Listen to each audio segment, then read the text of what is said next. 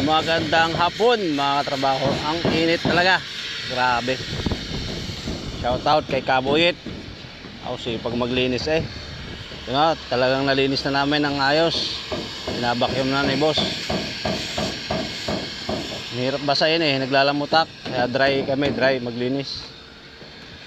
Mga singit-singit. Eh talagang ano eh. Dumami ng katatapal. May sealant. May bulkasil.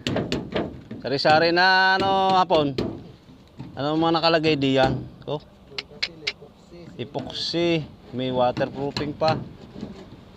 Talagang kumapal kumapal eh. Yun. Ayos. Linis talaga. Ayun sa mga walling na may rivet. Huwag kakalimutan ha. Ayos ayos. Dami oh. Yan. Ilugong mo yan, Otoy, ano? Tama yung dali mo na yan. Oo. May natawag lang, sagutin natin si Boss Otip.